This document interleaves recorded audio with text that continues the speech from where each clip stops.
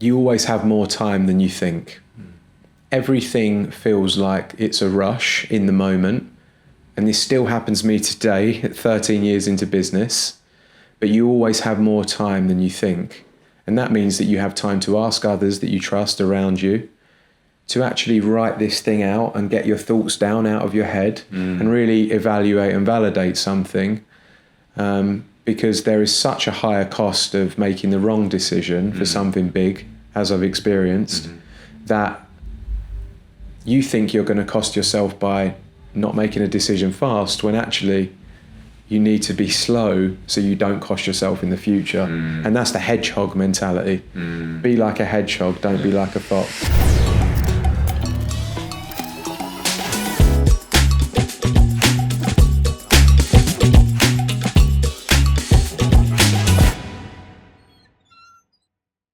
So I'm George Sullivan. I founded a business called the Supplier 13 years ago, which is a place that people discover, buy, connect with others and buy next generation products, shoes and clothing mostly.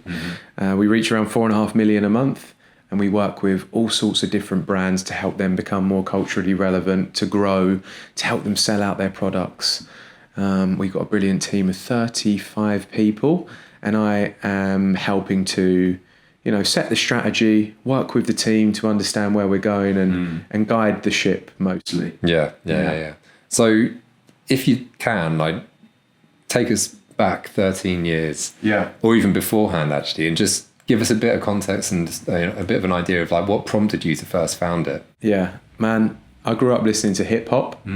I was rapping the Marshall Mathers LP when it was first come out, parental advisory, explicit content. But everyone from Dr. Dre to 50 Cent to Eminem to D12, whoever it was, were wearing shoes, trainers, sneakers, right? Air Force Ones. Parents, varying roller coaster of struggle for them as I was growing up. And they were always in my head of, I want to get those shoes, you know. But then when I got to my 10th job after getting thrown out of school, I earned some good money, and then I started buying the shoes because they were like an old symbol of my success. Because I was like, okay, I can be like the rappers that I wanted to be like when I was younger. And that was it. I got obsessed, man. And then after 2 years, I knew everything. And then I thought I can start a website that helps other people like me find shoes from all of the retailers. And that's where the affiliate part came in. Right. Because I could make money by recommending the right products to people. Yeah. This series that we've got is called Lessons from Losing. Speaking to founders about some of their early setbacks and failures that they might have had. So I wanted to ask you a bit about what is the single biggest failure or setback you think you've had and experienced as a business leader over at the Soul Supplier? So we've been coming up to 13 years in business.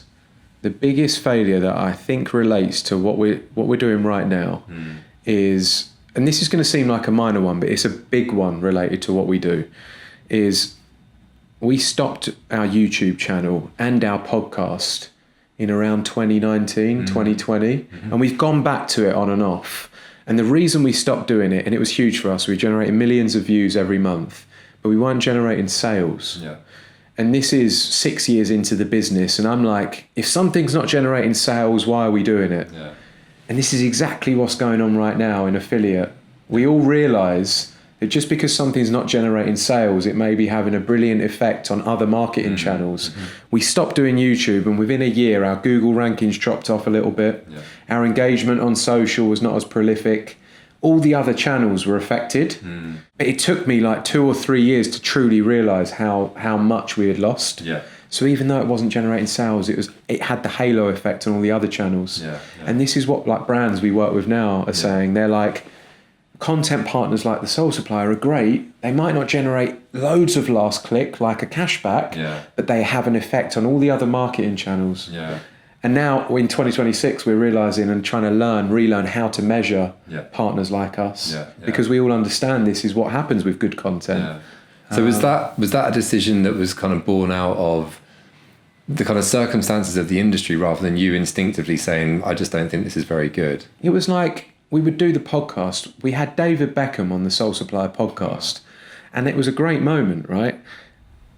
Anyone with a brain, I'm talking about me here, would think, you've got David Beckham on the podcast, it's got loads of views. it's so obvious to me now that that's going to be doing a lot for our brand, and people seeing me talking to David Beckham and Dan, and like the brand recognition of that is good. But at the time I was just like, well, how is this making money? It's costing us a bit to do this podcast. It's the YouTube content. It doesn't make money like our app does, like our website does. It's costing us. And it was just being so single-minded of, does this make money now? No? Okay, we'll stop doing that and we'll do more of this. Yeah. So it wasn't so much like we thought YouTube was rubbish. Yeah. It was more like we thought another channel was better. Yeah. And as a lean bootstrap business, we focused our time more on the app and the website, the sales machines, and stopped doing YouTube, and eventually stopped it completely. Yeah. And it was just the wrong move, you know? Yeah. I should have thought, how do I hire someone that can keep all going in the right way? Yeah. Was there like an exact moment where you had that realization that, you know what, that's kind of a mistake? Like even recently we were talking about, should we relaunch the podcast? Our view is we are relaunching YouTube big time later this year. Yeah. But the realization when I went back and looked at the old podcast views, specifically the podcast on the YouTube channel, some of the pods were getting 50, 60, 70, 100,000 views. Yeah. And we hadn't been doing it long. Yeah. And this was in 2018 and 19, when we were early in podcasting. 7 years later, podcasting's so much more saturated. And I wasn't happy with 100,000 views. Yeah. I'm like, what was I thinking? And it's like, if we had kept doing that now, the brand impact that would have had today, and how that would have affected our whole ecosystem would be phenomenal. But creating something long form that has impact is like a way to get satisfaction. So it does affect the team in a different way. But the biggest mistake I made back then as well was in 2016, this was just before that, we had a second app called the Soul Exchange, which was a marketplace for buying and selling. For the secondary market. The Soul Supplier was like the media part of the business, the links, the content, and that was the marketplace. I was getting a lot of stress because I couldn't seem to run both at once. There was a lot of sales coming in from the marketplace, a lot of customer service. And then I was debating, I can't run both of these at once. I didn't have the right team. I wasn't thinking about hiring great people then like I am today that could really take the weight off. StockX launched, and I said that won't work because they're verifying products in hand. We got an offer for investment because the investment market for secondary marketplaces in sneakers was huge. I turned it down. StockX got 6 million investment months later. I shut the Soul Exchange down 2 years later. StockX was valued at over $1 billion. And it's things like that where I was lacking understanding of the data. Not understanding how the market was popping for the secondary market. Not understanding that actually the marketplace app paid more money per order than the media part. Not understanding we were early. Not seeing the signal that StockX are getting something and I should be listening to that. I mean, it's just this thing of running on like, the hair in the headlights. In the early days of like entrepreneurship, of like so much good opportunities, not enough time, and just falling over yourself. I mean, there's so many mistakes generally. But that's part and parcel of that experience, right? And like, how do you go about making those decisions now with that experience to try to, I guess, trim down as you know, as many mistakes as you can make? Or is it just part and parcel of it? You know, you just have to accept that that's the way things are. I think it's about timing, man, is the truth. Like, because we're still making mistakes today, but they might not be that bad if the market moves on. And you make a mistake and actually things have shifted. The example of this would be like, we're just having conversations now 6-7 months later with brands who are like, we want you to do more content. It's very important to us. What can you do? We're seeing this, we're seeing you doing that. So that was like a good decision.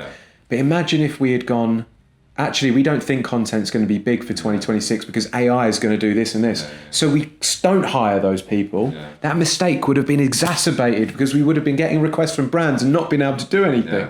So that's where like I see mistakes being timed to what's going on. Yeah. Like that StockX one, huge mistake because I missed all the signals. And then the market popped off. And StockX was valued at $1 billion. So that was one of those timing moments where it's like the mistake was exacerbated. Even though we still grew, it was just so much more bad because you're like, are you constantly looking at that company now and just being like, this is, as a sort of, fork in the road moment? It would be a lie if I said that wasn't a moment that I thought, I should have acted on that. I should have been, like you said, these are all the learnings that make you like a better character. A bit more slow. I think you kind of asked that. It's like, I'm a bit more slow now. I like someone's analogy. They said, be a hedgehog in a world full of foxes. Basically, just stick in your lane and stick with it for a bit longer than others. And it's so easy to switch now in this world because you go online and you see someone doing something good and you're like, we need to try. And it's so intoxicating. Has there ever been a point over the years where you kind of genuinely thought things might not work out here? Like, the really existential challenge that you've come up against? Yeah, in 2024, we had to let go of 11 people. It was the most challenging year we'd had. We'd had 8 years of consistent growth before that.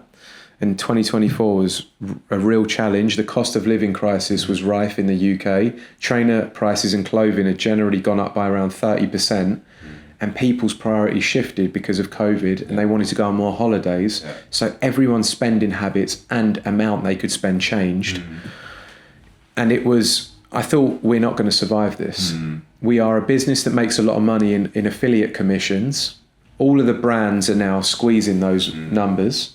Brands are also not investing as much like they are now in content because they can't work out the value as much. And then we started to come back in 2025. We went a bit smaller. We scrutinized everything ruthlessly. Everything had a magnifying glass on it.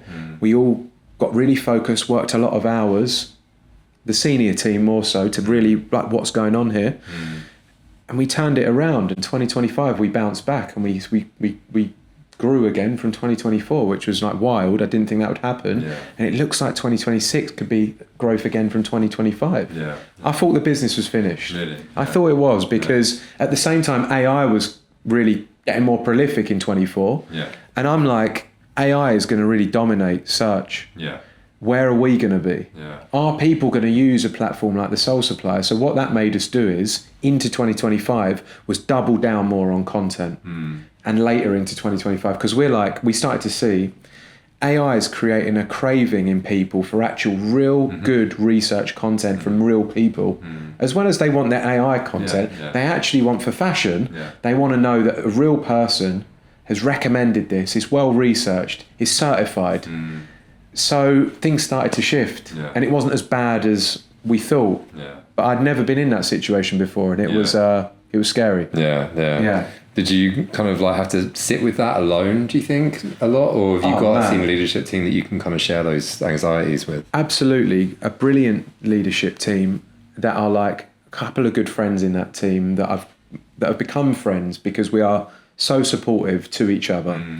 But it didn't mean that I wasn't losing sleep. It didn't mean that knowing I had to do those redundancy meetings and ultimately for the greater good, it sounds like a cliche, but to like protect the rest of the company, that had to be done because there was no way we were making back the money that we were losing every month. We were in a loss-making position and we're self-funded, so we were burning through our own cash and we're like, that's the end date of the company. So that's really scary when it's that clear. We had good financial planning at that point, so we could see the company end date like in 3-4 months if we don't fix this. Really scary moments of like, there's a lot of people relying on me in this and family as well. Like, I look after my family in that way. So it's like, it's wild. I'm not sitting here complaining. Like I run a company, I'm in a blessed position.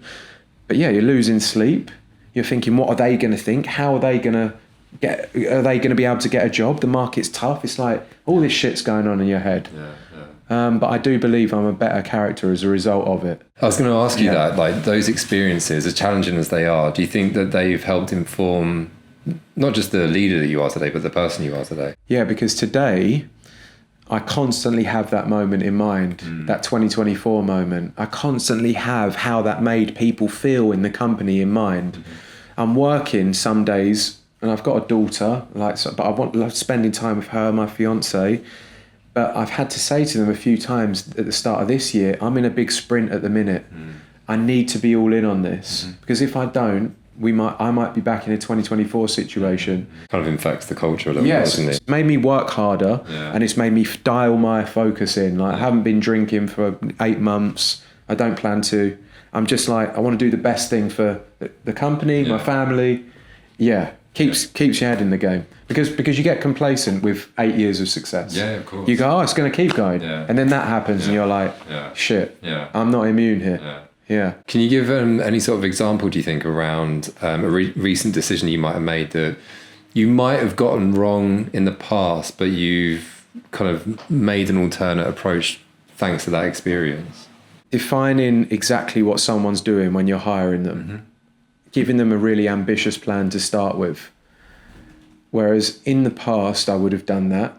And then we stopped doing that as much. We were like easing people into the role and realising that that's actually not the right way to do something, because we all want to work hard. We've got, let's say, a high performance culture, but also some brilliant benefits of like flexible working, autonomy, work abroad, like early finish Fridays, like all of this good stuff that if you don't set the tone for the role, the person might just come in and be like, oh, this is all good fun. So one of the things we've done again recently is hiring slowly and being like very clear about what you do in your role, and saying to the person, look, we're going to work this out together, but this is an ambitious role. This is what a week could look like. This is what a 90-day plan could look like. So they're like, wow, there's a lot going on here. And they understand, right? Rather than just be like, oh, welcome, do a few meetings this week, just do a little bit. And they're just like, an ambitious person will be like, what's this? What's going on here? And we've made that mistake. So little things like that, which help the team, I guess, and the culture. Some people might be listening to that and be like, oh, it sounds like you want to work people hard.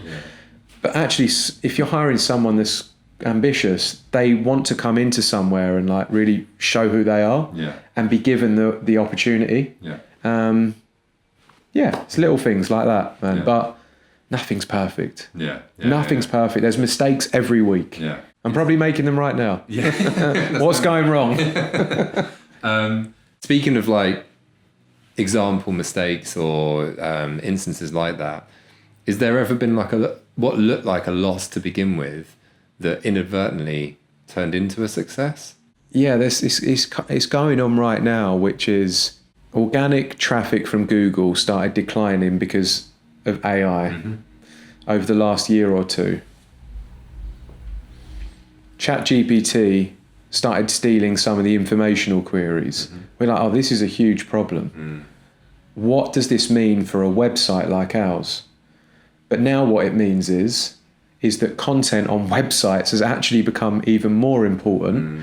It might be harder in some cases to get people there, but actually this content is way more important than ever because it gets referenced in AI and brands need to get that share of voice on sites like ours. And the audience wants sites like ours with that trusted authority, or like the most negative experiences are the biggest character builders. That's exactly how I've lived. You know, whether that's my own personal life, I've had to learn some hard lessons that have made me a better individual. To work, we had a big problem with Meta, and a lot of people relate to this because Meta changed a lot over the last 6 months. And it completely ruined one of our ad accounts for about two months. And we were losing a lot of revenue off the back of it. I was like, if this continues for 4 or 5 months, we will have to scale back because this is like a big part of our revenue loss that we're losing. And I was convinced that in 2 months, this is going to be still continuing because there was no fix to this problem. I tried everything and we had different people trying things. Spoke to different people at Meta. I was like, we're scaling back in 2 months. There's no way we're fixing this. And then all of a sudden, someone in our team found somebody on Reddit, a random person from Austria, who had a fix to the problem, fixed the problem. The same month, we had like 5 incoming inquiries from brands who wanted to do fixed fees to like do different campaigns for different products. Fixed fees, not affiliate. And everything changed instantly. Within the space of me thinking, in 2 months we're going to have to scale back. Yeah. Within like a week or two, everything was fixed and revenue was on the horizon from a different angle. Yeah. I'm like, oh man, that was another teacher of like, I have to stop thinking about the future too much. Yeah. Because it's just an illusion. Yeah. Did you get in touch with the guy on Reddit to say? Yeah, we're working with it. Oh, are you? Yeah. And on different stuff. Yeah. Now, my mum came home one day from a late train in the city. She was a legal secretary and she was crying. She was like, another late train. I've got home late. I'm not going to be able to cook dinner. She's like, there's got to be some solution for this. This was when I was in the early days of Supplier. I said, don't worry, Mum, we'll figure this out. We'll get you some compensation for the delayed trains. And then my mum's like, we need something like an app. I was like, let's build it. I was like, wanted to help my mum. And we built it. It was called Trains from Hell. You can still probably Google it. The Trains from Hell app was built with around £30,000 of sole supplier money. Oh, wow. Pure ADHD idea. Yeah. How was this app going to make money? Well, we were going to take a very small fee that people got back from the delayed train. Imagine that though as a revenue model. So you're going to have like a kind of commission on the compensation that is paid back to the... Right, okay. The full ticket, a little bit of compensation, Trains from Hell's little cut. It's not scalable, this business, right? But so we did that for around 3-4 months. Mumsy was happy. I was invested in her pain. Yeah, looking after her. And then I realised like I'm meant to be running the sole supplier here, not Trains from Hell. But today, move like a hedgehog. Really weigh things up before you divert. Yeah. Because it's like the biggest cost of time, money, energy. I think that's the thing as well, is that you can take something from these like errors of judgment sometimes, and it's maybe just that to move a bit slower, like you say, and to kind of be a bit more methodical in what your eventual decision is. Yeah, like planning, you know. It's not, Mum, this is going to affect us if we do this. Sorry, I love you. But none of that existed. It was just like, sounds like a good idea, let's do it. Let's spend 30 grand building the app. Mental. What do you think you know now as a leader that you really wish that you'd understood earlier in your career? You've got to be that version of you in your head if you want to be a good leader. You know, so like if I've been going out on the piss too much, not training, you know, not getting the good sleep that I need because my brain is 100 miles an hour and I need that sleep, like, and I'm not loving myself, I can't be there for other people. It's as simple as that. And everyone's got a different vision in their head of who they think they should be. But I believe if you want to be a leader, and that doesn't mean that you manage people, it could mean that you just want to be there for your sister or brother to set a good example, or you need to help your mum who's struggling, you know, that's a leader. It doesn't need to be at work. We can be a leader to anybody. Then you need to be that person that you've got in your head so you can love yourself and then it can ripple out. And I've had many times where I haven't loved who I am, and that has affected my leadership because I can't focus on others because I'm too busy thinking about who I'm not and how I'm struggling. And so today I really just try and do that every day, like trying to, and I'm happy with it today. Yeah. Because how old were you when you started Sole Supplier? 23. Yeah. 22, yeah. So if you were to go back to your 22-year-old self, say, what's one thing that you would kind of say to yourself in terms of that guidance or advice? People are going to hate this answer because it sounds like it's a cop-out answer. But I would just take ADHD medication. Okay. The simple as that. Because I only started taking it last year. And I shunned it for all these years. And that's such a funny answer, isn't it? Because it allows me to slow down and it allows me to breathe. It allows this noise to calm down a little bit in my head. And it allows my energy balance to be more consistent. And what that allows me to do is just think a little bit more clearly. And I'm on the lowest dosage that you can have, and I have been on that, and I'm happy with that, right? But for me, that would have allowed me to not make as many like big mistakes because it would have just slowed me down a little bit.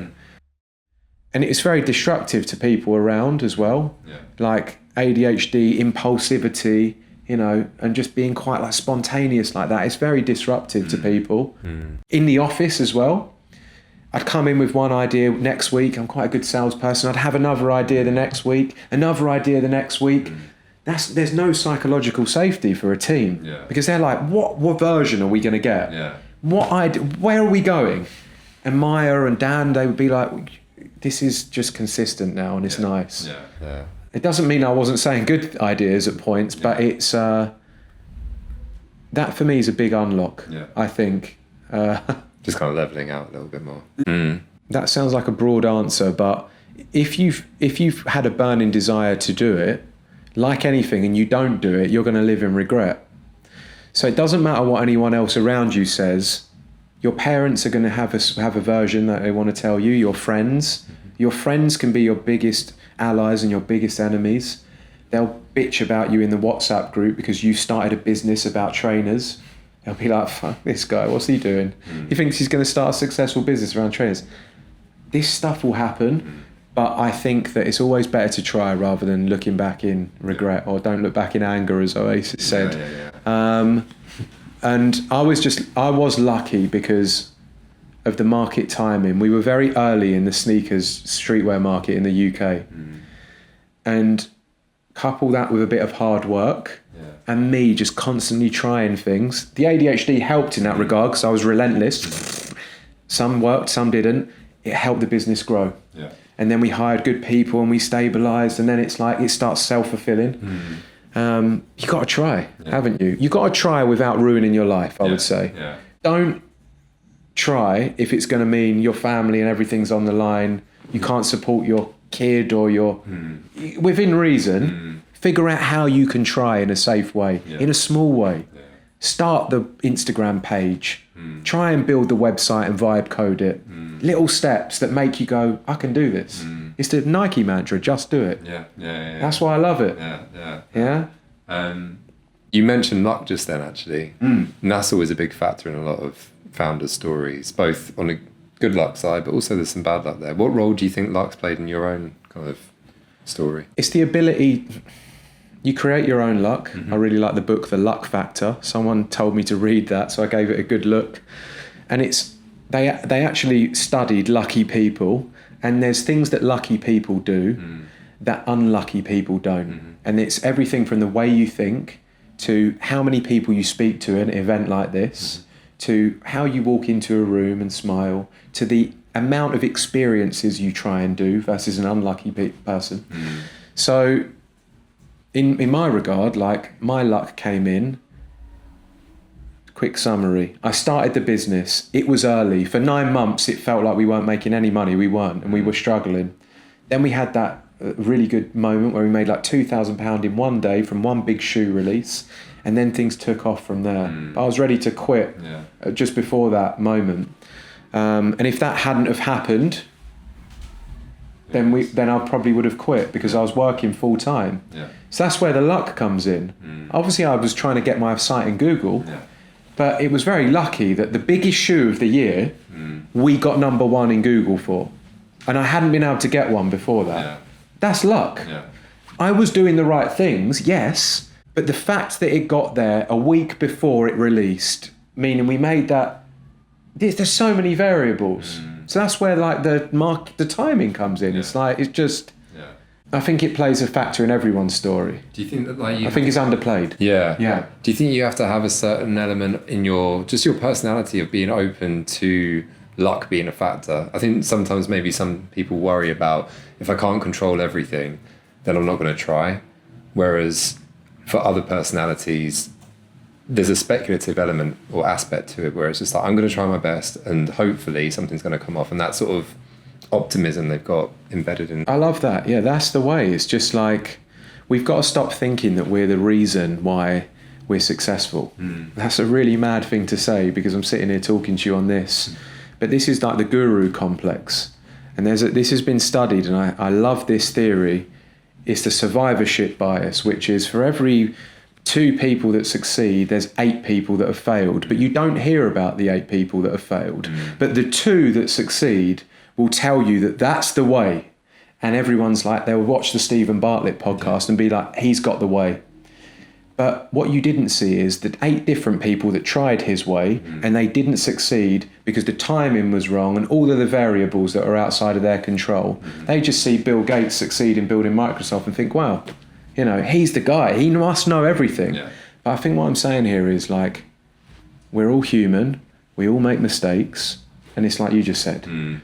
How can we just try our best? Let go of us always believing that we're like the master of a destiny, because we just don't know what's around the corner. Yeah. All right, last question for you. What does winning or success mean to you today? Look, I still want to build something brilliant in this space. I'm still on that mission. I couldn't keep a job for 3 or 4 months. I had 10 before I was age 22. It's mental. But I'm here 12, 13 years later running the Supplier. What it means to me today is I'm not stopping until we have built a platform in this space that is the true voice of this culture, that helps people discover, it helps people engage and find others, and it helps people shop. And that's what I believe the Supplier app is all about. So that's one thing. But for me, it's really like, can I enjoy the process of that? So working with great people, some of them I'm here with today, like Maya and Christian, and can I then balance family alongside that? Yeah. It's like quite a few things at once, really. Yeah. I would have told you it was all about money back in the day, and that's still important to me. But money's not important to me to buy Lambos and whatever else. I'm not like a material person. I don't buy watches and like stunt with cars. Money's about security for me, loved ones, right? That's what money gives. So that's still important, like it is for everyone. Everyone wants that to some degree. But really it's about, can we build something great whilst doing it with good people and having fun in the process? Yeah. Fun and hard work don't always go hand in hand, though. Because you're like the Meta problem. I thought the company was going to have to scale back. So that wasn't fun a lot of days. There was a lot of stressed people. But when you solve a problem like that, you're like, yes, it's the best feeling. Everyone's like shoulders drop. You're like, we're now back on track. And then that's a nice feeling. You need the highs and the lows. Otherwise the highs you don't appreciate, really. Yeah, absolutely. It's tricky, man, isn't it? It was a greedy era. And now we're in a proud era where we're creating content that matters, doing stuff with brands that matters. The team are creating stuff they're more proud of. Like that's important for everyone. Yeah, exactly. Because if you're just like selling stuff or it's a bit like... It's just transactional. Exactly. And maybe that's a bit of age as well. Where it's like, we want to, okay, revenue is important, but are we feeling good about the work as well? Like you said, this podcast, a specific example, like you said before, it's like speaking to people, founders, having conversations. It's like, that's all what you said, is like enjoyment and pride and the love of the work. Exactly, Because we know when we do that, oftentimes to create the vibes first, the revenue comes in the future. The promotions come, the success. If you focus on the good feelings first. That's all for this episode of Lessons from Losing. Next week, I'll be joined by sisters Tanika and Olivia Dabson, co-founders of Cubby, as they share their own founder journey, including a nail-biting experience pitching their business on the BBC's popular entrepreneur TV show, Dragon's Den. If you've enjoyed listening, make sure you're subscribed so you don't miss the rest of the series. And if you'd like to watch the full video interviews, just head over to Awin's YouTube channel right now. Until next time, thanks so much for listening and tune in again for another Lesson from Losing. Goodbye.